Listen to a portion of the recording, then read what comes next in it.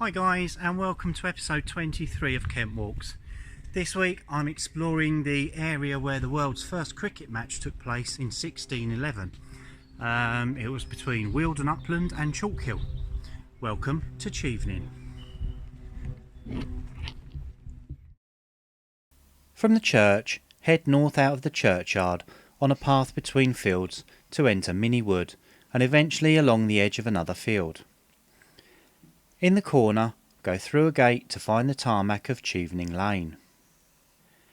Turn right for a very short while before heading west into another field and follow the North Downs Way as it skirts the north edge of Cooper's Wood to emerge at Sundridge Hill. Head southeast down the lane and just past a house turn left into Park Wood. Follow the path through the trees as it winds its way eastwards and continue following your nose as the views open up towards Chevening House. After a while, you'll meet the outbound route where turning right takes you back to the start. When I decided to do this walk and started researching, I really struggled to find anything interesting about Chevening. And then I struck gold. Enter Lady Hester Stanhope. Hester was born into money, the daughter of an eccentric earl and niece of a prime minister. In her 20s, she lived at Downing Street, acting as a smart young hostess for her bachelor uncle, William Pitt the Younger. She hobnobbed with statesmen and hung out with royalty. But by 1810, she'd had enough of polite society. She was single and bored. At the age of 33, and with marriage seeming unlikely, she sailed to the Mediterranean with a vague plan to travel. 30 years later, she still hadn't come home. She spent some years in Gibraltar, where she scandalously found herself a toy boy, sailed to Malta, Greece and Istanbul, where she enjoyed mixing with the crowds attending public beheadings. They then headed to Cairo, and the ship on which she was travelling sank. She survived, but all her belongings gone, and from that day on she dressed as a man.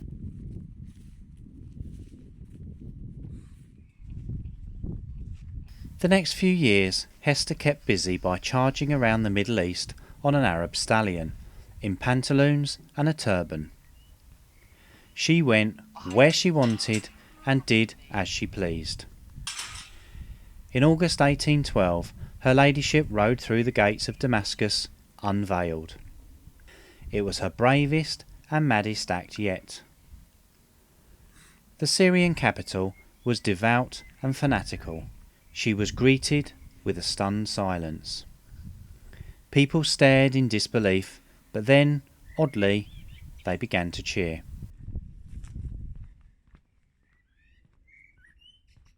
Her outlandish behaviour continued as she studied alchemy and astrology, and influenced by a London madman, she decided her destiny was to go to Jerusalem and lead the chosen people, and in that she actually succeeded, ultimately becoming known as the Queen of the Desert.